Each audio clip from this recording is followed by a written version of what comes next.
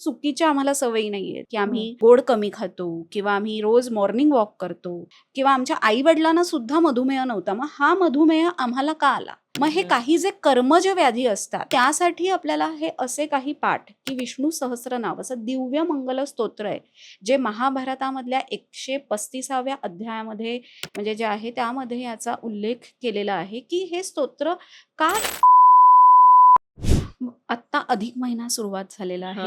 अधिक महिन्यामध्ये विष्णू सहस्त्रनामाचं खूप महत्व आहे.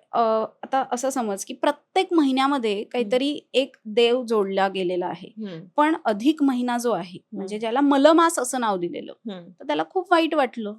तो दुःखी झाला की अरे मला कोणीच आराध्य दैवत नाही. मग तो भगवान विष्णूंकडे गेला तो महिना आणि म्हणाला की मला मलमास नाव दिलंय किंवा धोंड्याचा महिना असं मला म्हणतात, की म्हणजे जो दगड एका जागी हालचाल करत नाही असं, म्हणजे या महिन्यात काहीच खास नाही.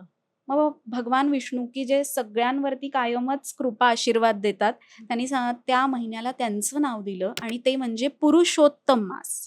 काही कर्मांमुळे काही व्याधी झालेले असतात, ते रिव्हर्स करणं आपल्या हातात नसतं, पण त्यांची तीव्रता, ते सहन करण्याची ताकद आपल्याला यातनं नक्की मिळू शकते. कधी कधी काही व्याधी असतात बघ की ज्याच्यामध्ये आपल्याला असं दिसतं की पेशंटलाच बरं व्हायचं नाहीये किंवा त्याची विल पॉवर कमी आहे.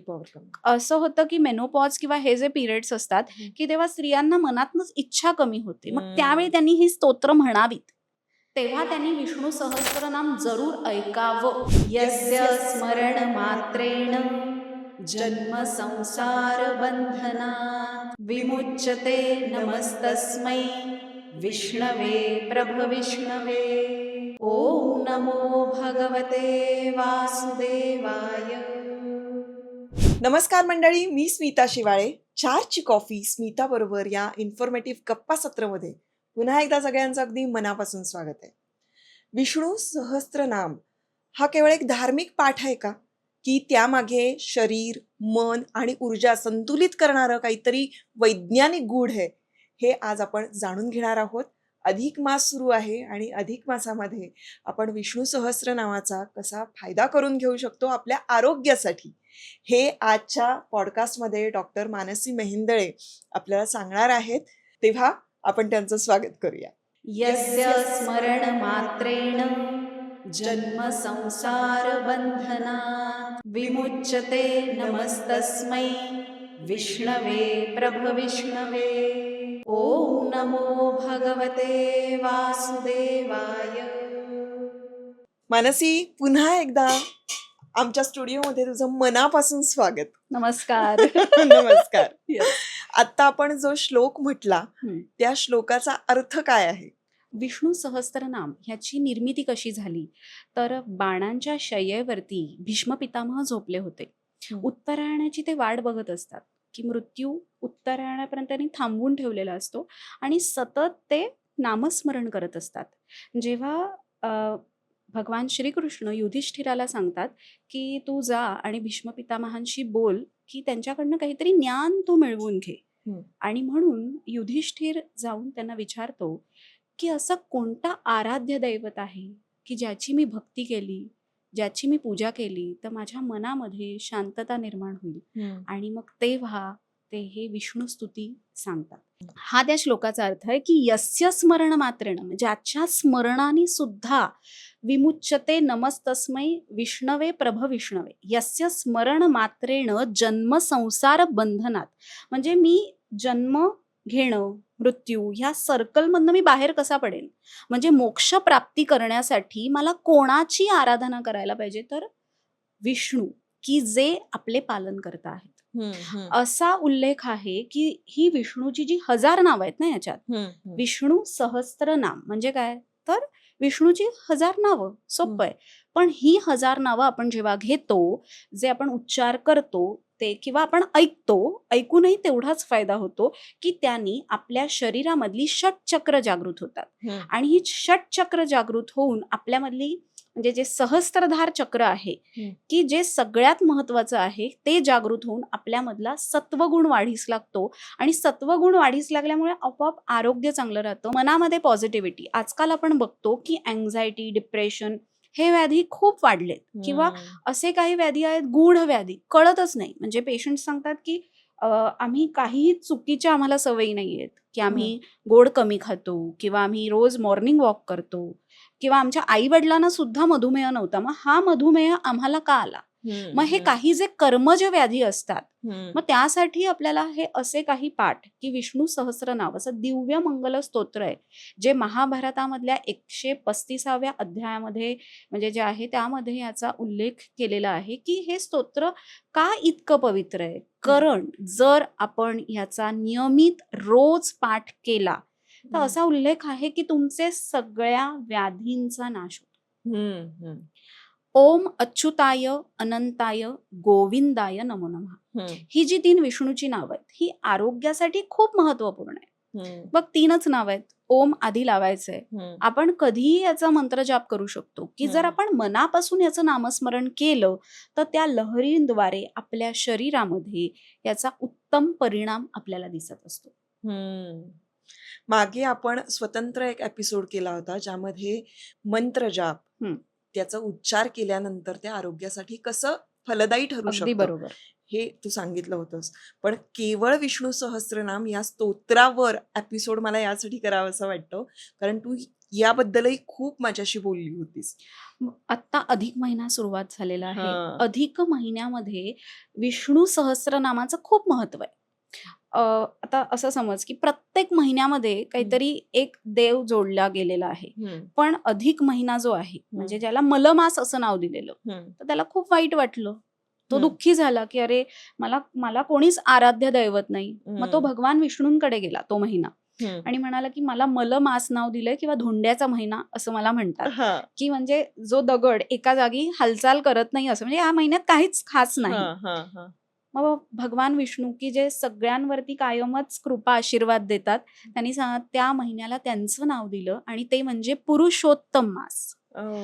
दर 3 वर्षांनी हा अधिक महिना येतो आणि चंद्र आणि सूर्य यांच्या गतीमध्ये बदल झाल्यामुळे काही जे दिवस शिल्लक राहतात त्यांना आपण अधिक मास म्हणतो. यावेळी ज्येष्ठ अधिक आहे. जर आपण ह्या महिन्यामध्ये विष्णू सहस्त्रनाम किंवा विष्णू भगवानांची स्तुती केली, तर अक्षय असं पुण्य मिळतं. अक्षय म्हणजे काय, की ज्याचा कधी क्षय होणार नाही. आज आपण नकळत अनेक गोष्टी करत असतो, आपल्याला कळत नाही, की चुकून आपल्याकडनं कोणीतरी दुखावलं गेलं असू शकतं ना नकळत. मग आपण म्हणतो कर्माचा फेरा असतो. आता काही व्याधी कर्मज असतात, मग काही व्याधी आपल्याला कर्मामुळे होतात. मग त्यासाठी जर आपल्याला आपल्या आरोग्याची काळजी घ्यायची आहे, तर शरीराबरोबर आपलं मन पण तेवढं चांगलं हवं. आणि मन आणि शरीर यांना दोघांनाही संतुलित ठेवायचं असेल, तर आपल्या आजूबाजूचं वायुमंडल पण तेवढं शुद्ध हवं. आज आपण बघतो कधी कधी तापाची साथ येते बघ, किंवा व्हायरल इन्फेक्शन्स आपण म्हणतो, ते स्प्रेड होतात. मग अशा वेळेला सुद्धा वायुमंडल आपलं शुद्ध होण्यासाठी या विष्णू सहस्त्रनामाचा उपयोग आपल्याला होत असतो. आज कित्येक लोक असे आहेत, की सकाळी उठल्यावर पहिले विष्णू सहस्त्रनाम ऐकतात, कारण ब्राह्ममुहूर्त जो असतो त्यावेळेला जर आपण विष्णू सहस्त्रनाम ऐकलं, तर ते आपल्या शरीरामध्ये अधिक चांगल्या व्हायब्रेशन्स निर्माण करतं. कधी कधी आपण ऐकतो बघ, की काही वेळेला सांगितलं जातं, की पूर्वजांना तुमच्या चांगली गती मिळायला हवी. बरोबर. तर त्यासाठी दर बुधवारी जर तुळशीची पानं आपण कृष्णाला अर्पण करून जर या विष्णू सहस्त्रनामाचा पाठ केला, तर खूप छान त्याचे अनुभव येतात. बुधवार हा स्पेसिफिक वार त्याच्यात वर्णन केलेला आहे, की जर बुधवारी तुम्ही हे विष्णू सहस्त्रनामाचा पाठ केलात, तर आपल्या पितरांप्रती आपलं जे ऋण आहे, की आज त्यांच्यामुळे आपल्याला हे एवढं चांगलं आयुष्य मिळालेलं आहे, की आज आपल्या पूर्वजांनी आपल्यासाठी हे केलं म्हणून आपण हे चांगलं आयुष्य जगतोय. तर त्यांच्या प्रती ऋण व्यक्त करण्यासाठी हा पाठ आपण नक्कीच करू शकतो. वाणी तर शुद्ध होते, पण ते ऐकून व्याधींचा नाश होतो. आज आपण कित्येक व्याधी असे बघतो, की मधुमेह आहे, उच्च रक्तदाब आहे. आता असाच एक उच्च रक्तदाबाचा पेशंट होता, की ज्याचं बीपी खालीच येत नव्हतं. त्याला फक्त रात्री विष्णू सहस्त्रनाम ऐकायला सांगितलेलं पूर्ण. आम्ही 15 दिवस बीपी मॉनिटर करत होतो. जसं विष्णू सहस्त्रनाम ऐकायला सुरुवात केलं, तसं त्याचं काउंट खाली यायला लागलं, पाल्पिटेशन्स कमी झाले आणि औषधं सुरू होती. औषधांचा फरक होतच होता, पण मूळ कारण काय होतं? स्ट्रेस, मनातले निगेटिव्ह विचार, सतत ओव्हर थिंकिंग, पुढे काय होणार हा विचार त्याच्या मनातनं सुटतच नव्हता. किंवा मन शांतच होत नव्हतं, म्हणजे विचारांचा कल्लोळ, म्हणजे त्यांनी हे एक्सप्लेन केलं. पण तो म्हणाला, जेव्हा मी विष्णू सहस्त्रनाम ऐकलं, पहिले माझ्या मनातला गोंधळ दूर झाला आणि हळूहळू असं वाटलं की हो, मी करू शकेन. म्हणजे आपल्याला आयुष्यामध्ये एक पुशची गरज असते ना, दार उघडायला कसं आपण एक पुश देतो. आयुष्यामध्ये कधीतरी असं वाटतं की ना, सगळे मार्ग अडलेत आणि तेव्हा हे विष्णू सहस्त्रनाम एक मार्गदर्शक गुरु म्हणून तुम्हाला मदत करतं. आयुष्यामध्ये ना गुरुची खूप गरज असते. म्हणजे आपण म्हणतो की एखादा कॅनाल आहे, काळोखा, पुढे एखादी पंटी जरी आपल्याला दिसली की अरे हो, काहीतरी तिथे आहे, आणि ही एनर्जी आपल्याला विष्णू सहस्त्रनाम देतो. कोणत्याही देवाची पूजा करण्यापेक्षा त्याची स्तुती करणं कधीही चांगलं. विष्णू सहस्त्रनाम हे भगवंताची आपण स्तुती करतोय. आता तू म्हणशील की मानसी, मग समजा ओम अच्युताय अनंताय गोविंदाय नमो नमः ही सुद्धा विष्णूचीच नाव आहेत ना, मग ही 3 नाव आहेत, मग हीच 1000 वेळा म्हटली तर चालतील का? हो, चालतील. म्हणजे कोणतंही नाम जर तुम्ही 1000 वेळा घेतलं तर ते विष्णू सहस्त्रनामाचंच पुण्य तुम्हाला देतं. आणि ही ताकद आहे प्रभू श्रीरामांच्या नावात. म्हणजे श्रीराम, राम या नामाची जी तुलना केलेली आहे ही सहस्त्र नामाच्या जोडीला. म्हणजे एकदा जर आपण रामरक्षा म्हटली तर त्याचं फळ आपल्याला 1000 विष्णू सहस्त्रनाम म्हटल्यासारखं असतं. म्हणजे राम रामेती रामेती रमे रामे मनोरमे सहस्त्र नाम तत्तुल्यम राम नाम वरानने. आजकाल आपण बघतो की आपल्याकडे गुरुजी येतात पूजेला, तेव्हा ते आपल्याला हे महत्व सांगतात. आत्ताच आमच्या गावाला विष्णू याग केला गेला, की ज्याच्यामध्ये ही विष्णू म्हणजे जो अभिषेक केला गेला भगवान विष्णूंना, तो विष्णू सहस्त्रनामाने जल दुग्ध असा अभिषेक केला गेला. तुळशीच्या पानांनी अभिषेक केला गेला. बघ, ही आपली संस्कृती आहे. तर ही पुढे कुठेतरी म्हणजे आपल्या नेक्स्ट जनरेशन पर्यंत हे पोहोचलं पाहिजे, की कुठेही याच्यामध्ये अंधश्रद्धा नसून ह्या स्तोत्रांचा आपल्या षटचक्रांवर, आपल्या शरीरातल्या लहरींवर फरक होतो. हेच मी तुला आता विचारणार होते की या स्तोत्र पठणाने आपण म्हणतो की श्रद्धेचं सामर्थ्य तर यामध्ये आहेच आहे, पण आपल्या ब्रेन पॅटर्न मध्ये काही फरक होतो का यांनी? काही ऑटिस्टिक मुलं असतात बघ, की जे स्लो लर्नर असतात, की ज्यांच्यामध्ये खूप मूड स्विंग्स असतात. म्हणजे त्यांच्या शरीराची वाढ होत असते पण त्यांच्या मेंदूची वाढ व्यवस्थित होत नसते. मग त्यावेळेला घरामध्ये अशी सिच्युएशन असते की काय हर प्रकारे आपण प्रयत्न करून बघतो की आपल्या मुलांसाठी काहीतरी यातनं फायदा झाला पाहिजे. बघ, जेव्हा आपण कोणताही शब्द उच्चारतो विष्णू सहस्त्रनामातला, आपल्या ब्रेन मधल्या सगळ्या लहरी ऍक्टिव्हेट होतात. अल्फा, बीटा, गॅमा आणि थीटा. त्यातली जी थीटा वेव्ह आहे ती सगळ्यात सुप्रीम वेव्ह आहे. ती जर ऍक्टिव्हेट झाली तर त्यातून आपल्याला अधिक प्रकारे कॉर्टिझॉल कमी करता येतं. आता कॉर्टिझॉल कमी झाल्यामुळे काय होतं, आपोआप हायपर ऍक्टिव्हनेस कमी होतो. एडीएच किंवा हे डिसऑर्डर असतात की ज्याच्यामध्ये आपल्या जी नर्वस सिस्टीम असते ती खूप हायपर असते. म्हणजे brain is always on protection mode. काही झाल्यावर त्याला भीती वाटलं की कॉर्टिझॉल इन केलं जातं. मग ही सतत जर निगेटिव्ह हार्मोन्सच शरीरात येत राहिली तर मग शरीर बदलणार कधी? आपण म्हणतो वाळवंटामध्ये सुद्धा फूल उगवू शकतं जर आपण प्रॉपर त्याची काळजी घेतली तर. मग जिथे आपण आपले 100% देऊ शकतो ते आपण पूर्ण श्रद्धेने जर आपण हे केलं तर त्याचं फळ निश्चित मिळतं. पण मी म्हटलं तसं काही कर्मांमुळे काही व्याधी झालेले असतात, ते रिव्हर्स करणं आपल्या हातात नसतं, पण त्यांची तीव्रता, ते सहन करण्याची ताकद आपल्याला यातनं नक्की मिळू शकते. कधी कधी काही व्याधी असतात बघ की ज्याच्यामध्ये आपल्याला असं दिसतं की पेशंटलाच बरं व्हायचं नाहीये किंवा त्याची विल पॉवर कमी आहे.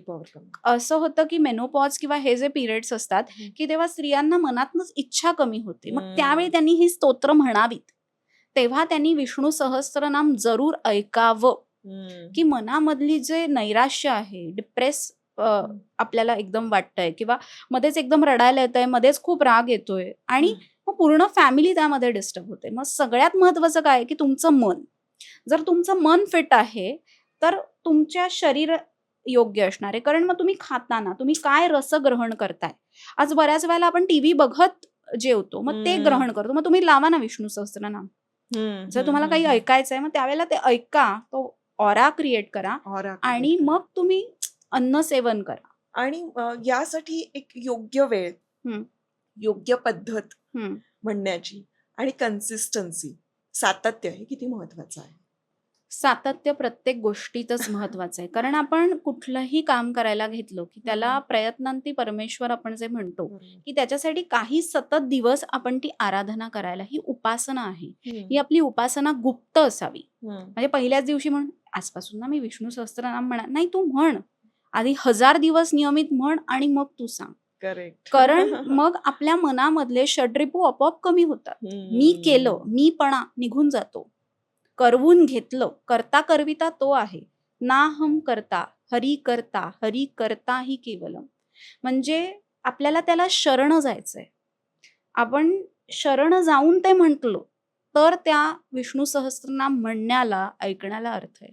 नुसतं कोणाला तरी दाखवायचंय म्हणून मी ऐकतो हा, उपयोग नाही. तुम्ही एकदा ऐका, एक ओळ ऐका, पण ती मनापासून ऐका. साधारण 18 ते 20 मिनिटं लागतात एक विष्णू सहस्त्रनामाचा पाठ करायला. सो या 20 मिनिट्समध्ये जर तुम्ही सकाळी उठल्यावर, आंघोळीनंतर, पूजा झाल्यावर हे केलं तर खूप चांगलं आहे. तुमचा दिवस छान जातो. किंवा तुम्ही रात्री झोपताना ऐका. जे जे इनसोमनियाचे पेशंट आहेत त्यांना मी मुद्दाम सांगते की रात्री थोडंसं बेंबीत तेल टाका, हातापायाला तेल चोळा आणि ते ऐका. आई जसं बाळाला थोपटते की त्याला एकदम सिक्युअर्ड फिलिंग येतं ना आणि त्याला शांत झोप लागते, हे काम विष्णू सहस्त्रनाम करतो. असे कित्येक पेशंट आहेत की ते म्हणाले की आता 10 दिवस पहिले झोप नाही लागली, पण 10व्या दिवशी तो सूर सुरू झाल्यावर आपोआप झोप लागली. सो तुमच्या मनाचं औषध म्हणजे विष्णू सहस्त्रनाम. काही व्याधी जे आपल्याला पूर्वजांकडनं आलेले आहेत त्यासाठी दर बुधवारी आपण विष्णू सहस्त्रनामाचा पाठ करायचा आहे. कोणताही संकल्प करायचा असेल तर तो तुम्ही ठरवून करा की मी इतके पाठ विष्णू सहस्त्रनामाचे करणार आहे, हा माझा संकल्प आहे, की माझी ही इच्छा आहे. पण मी असं कायम म्हणते की भगवंताकडे हट्ट करण्याची गरजच नाहीये, कारण तुमच्यापेक्षा तुमचं प्रारब्ध त्याला माहितीये. त्यांनी तुमचा सगळा आयुष्याचा प्रवास निवडलेला असतो.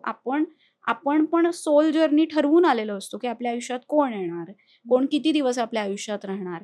तर हे सगळे जे गूढ प्रश्न आहेत यांची उत्तरं आपल्याला हळूहळू मिळतात. आपला सेल्फ कॉन्फिडन्स वाढतो. आपण कोणावर डिपेंड राहतो ना की आता हा व्यक्ती आयुष्यात नसेल तर काय होईल, आपण सेल्फ मेड होतो. आपला स्वतःवर विश्वास वाढायला लागतो आणि हे काम विष्णू सहस्त्रनाम करतं. एक अशीच मुलगी होती की जिला 10वी मध्ये अतिशय कमी मार्क मिळाल्यावर, म्हणजे असं सांगू नये, पण तिने असा प्रयत्न केला की तिचं आयुष्य आता नसावं. तेव्हा जेव्हा तिचे आई वडील तिला काउन्सिलिंगला घेऊन आले तेव्हा ती म्हणाली की प्रत्येक जण माझ्याकडे निगेटिव्ह अप्रोचनीच का बघतो, प्रत्येक जण मला माझ्यातल्या निगेटिव्ह गोष्टीच का सांगतो, कोणी माझ्या मनाच्या अँगलनी का नाही विचार करत. मग मी त्या पालकांना सांगितलं की तुम्ही किती महागडा मोबाईल तुमचा आहे बघण्यापेक्षा तुम्ही तुमच्या मुलांना प्रायोरिटी द्या. आणि त्यानंतर त्या आईने तेवढीच मेहनत घेतली. तिने तिच्या मुलीबरोबर विष्णू सहस्त्रनाम रोज पाठ केलं आणि तिघं मिळून सामूहिक शक्तीने ते रोज म्हणायचे. ती मुलगी आज टॉप मोस्ट कंपनीमध्ये जॉबला आहे. म्हणजे फॅमिली इज युअर सपोर्ट. जर तुमची फॅमिली तुमच्या बरोबर आहे, कोणत्याही अडथळ्यातनं तुम्ही पार करू शकता. आणि ही युनिटी तुम्हाला विष्णू सहस्त्रनाम देतं. ती पॉवर, कारण कोणीतरी लीडर लागतो ना, नेतृत्व करायचं म्हटल्यावरती ती एनर्जी लागते, ती विष्णू सहस्त्रनाम तुम्हाला नक्की देईल. हा अधिक महिना आहे. अक्षय पुण्य मिळवायचं असेल, म्हणजे इच्छा वाटली, द्यायचं की नाही ते परमेश्वराचा भाग आहे, पण तुमच्यामधील ओमकार शक्ती तुम्हाला जागृत करायची असेल तर रोज साजूक तुपाचा दिवा तुम्ही देवांजवळ लावा आणि दररोज विष्णू सहस्त्रनाम म्हणा. आयुष्यामध्ये बदल नक्की घडेल. क्या बात आहे. आणि तुला माहितीये आज फॉर्च्युनेटली योगाने बुधवार आहे. ओ ग्रेट. त्यामुळे आज आपण याबद्दल बोलतो आहोत आणि आपण सुरुवातीला श्लोकाने सुरुवात केली. खूप सुंदर. ते सगळंच जुळून कसं येतं बघ. नेहमीप्रमाणे खूप सुरेख माहिती सांगितलीस. खूप गरजेचीही होती. आता जाता जाता गोल्डन टिप.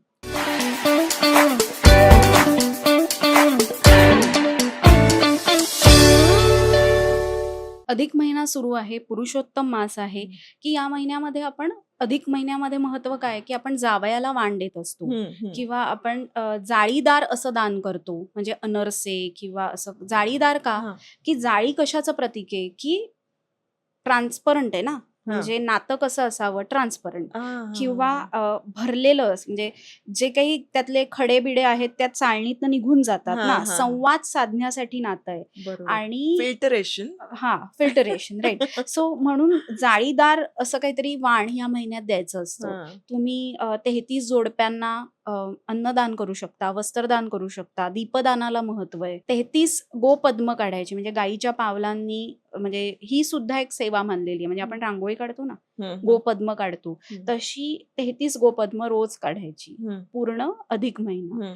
सो अधिक महिन्यामध्ये आपल्याला हा आध्यात्मिक महिना म्हटलेला आहे. जर तुम्हाला विष्णू सहस्त्रनाम पूर्ण म्हणायला नाही जमलं तर भगवान विष्णूंचा जो एक श्लोक आहे की ज्याच्यामध्ये असं वर्णन केलंय की ते लक्ष्मीचे पती आहेत, एकदम शांत आहेत, धीर गंभीर आहेत आणि ज्यांच्या स्मरणाने आपण जन्म मरणाच्या बंधनातनं बाहेर पडत असतो की असा हा जो श्लोक, शांताकारं भुजगशयनं पद्मनाभं सुरेशं विश्वाधारं गगनसदृशं मेघवर्णं शुभांगं लक्ष्मीकान्तं कमलनयनं योगिभिर्ध्यानगम्यं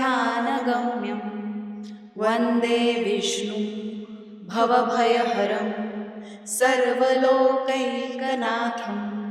ओम नमो भगवते वासुदेवाय।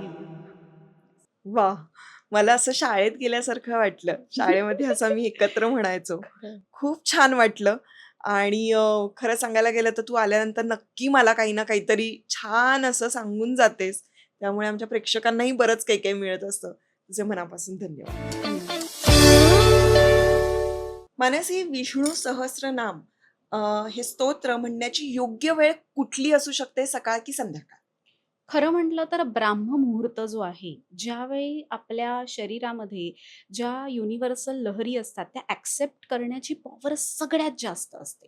म्हणजे सकाळी 4 ते 6 ही वेळ जी आहे, त्यावेळी जर आपण हे विष्णू सहस्त्रनाम म्हटलं, तर त्याचा आरोग्यावरती सगळ्यात अधिक फायदा होतो. पण आजच्या स्ट्रेसफुल लाईफमध्ये नाही जमलं, तर दिवसभरात कधीही एक वेळ ठरवून म्हटलं, तर 100% फायदा होतो.